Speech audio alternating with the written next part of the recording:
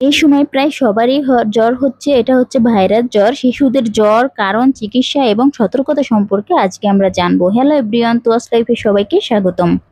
শিশুদের জ্বর একটি সাধারণ অবস্থা যা সাধারণত বেশিরভাগ বাবা মাকে উদ্বিগ্ন করে তোলে। তবে এটি সংক্রমণের বিরুদ্ধে লড়াই করার শরীরের স্বাভাবিক উপায়। শিশু সাধারণত জ্বর বলতে শরীরের তাপমাত্রা 100 ডিগ্রি এর উপরে গেলে বেশি বোঝায়। 100 ডিগ্রি ফারেনহাইটের বেশি হলে বোঝায়। এটি সাধারণত একটি লক্ষণ যে শরীরে সংক্রমণের বিরুদ্ধে লড়াই করছে। তাপমাত্রা স্বাভাবিকের চেয়ে বেড়ে যায়, যা প্রায় 98.6 ডিগ্রি ফারেনহাইট অথবা 37 ডিগ্রি সেলসিয়াস। শিশুদের মধ্যে অনেক কারণে জ্বর হয়। সংক্রমণ হলো সাধারণ কারণগুলির মধ্যে একটি, বিশেষ করে ব্যাকটেরিয়া এবং ভাইরাস হলো উল্লেখযোগ্য কারণ। শিশুদের জ্বরের কারণ হতে পারে এমন সাধারণ সংক্রমণ হলো সর্দি, ফ্লু, কানের সংক্রমণ এবং শ্বাসযন্ত্রের সংক্রমণ। টিকা, কখনো কখনো টিকা দেওয়ার পরেও শিশুদের হালকা জ্বর হয়। এটি বেশ সাধারণ একটি বৈশিষ্ট্য এবং সাধারণত 1 বা 2 দিন পর্যন্ত স্থায়ী হয়।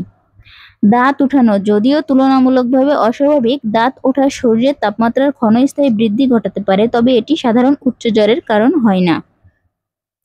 তাপ নিঃশেষণ, গরম আবহাওয়া বা অতিরিক্ত গরম পোশাকের কারণে তাপক্লান্তি শরীরের তাপমাত্রা বাড়িয়ে দিতে পারে। তাপক্লান্তি প্রতিরোধের মধ্যে রয়েছে আপনার শিশুকে ঠান্ডা পরিবেশে রাখা এবং প্রচুর পরিমাণে পানি পান করানো। অন্যান্য শর্তগুলি হচ্ছে জ্বর অন্যান্য অনেক গুরুতর অবস্থার অংশ, যেমন প্রদাহজনক অবস্থা এবং গুরুতর সংক্রমণ। শিশুদের জ্বরের চিকিৎসা কিভাবে করবেন? শিশুদের জ্বরের প্রধান চিকিৎসা হলো তাদের আরামদায়ক বোধ করা এবং জ্বরের কারণ খুঁজে বের করার চেষ্টা করা। বাড়িতে জ্বর পরিচালনার জন্য এখানে কিছু সাধারণ পদক্ষেপ বলা হলো। হাইড্রেট, শিশুটি প্রচুর পরিমাণে তরল পান করছে কিনা তা নিশ্চিত করুন। এটি অর্জনের জন্য শিশুকে পানি, পরিষ্কার ঝোল তরকারির অথবা ছড়ে স্যালাইন, ডাবের পানি খেতে উৎসাহিত করুন। এটি বিশেষ করে গুরুত্বপূর্ণ যখন জ্বরের সাথে প্রচুর ঘাম বা বমি হয়। আরামদায়ক পোশাক পরান, আপনার শিশুকে হালকা পোশাক পরিয়ে দিন এবং ঘরের তাপমাত্রা ঠান্ডা রাখুন। শিশুকে অতিরিক্ত কাপড় জড়িয়ে না রাখাও গুরুত্বপূর্ণ। অতিরিক্ত কাপড় জড়িয়ে রাখলে তাপমাত্রা বৃদ্ধি পেতে পারে। বিশ্রাম, আপনার শিশুকে যতটা সম্ভব বিশ্রাম নিতে উৎসাহিত করুন। জ্বর প্রায়শই শিশুকে ক্লান্ত বোধ করায় এবং বিশ্রাম শরীরকে সংক্রমণের বিরুদ্ধে আরও কার্যকরভাবে লড়াই করতে সাহায্য করে।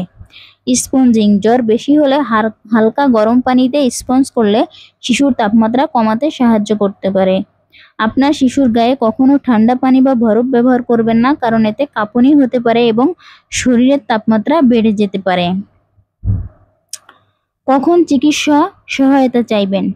যদিও জ্বর সাধারণত হুমকি স্বরূপ নয়, তবুও এমন সময় আসে যখন আপনাকে আপনার স্বাস্থ্যসেবা প্রদানকারীর কাছে দৌড়াতে হয়। মাত্রা অতিরিক্ত জ্বর হলে অবশ্যই ডাক্তার দেখাবেন। অবিরাম জ্বর, যদি জ্বর কয়েকদিনের বেশি স্থায়ী অথবা চিকিৎসার মাধ্যমেও কমছে না, অবশ্যই ডাক্তারের পরামর্শ নিন। অন্যান্য উদ্বেগজনক লক্ষণ হলো যদি শিশুর জ্বরের সাথে সাথে শ্বাসকষ্ট, ত্বকে ফুসকুড়ি, বমি, মাথা ব্যথা এরকম থাকে, অবশ্যই ডাক্তারের সাথে পরামর্শ করুন। ধন্যবাদ।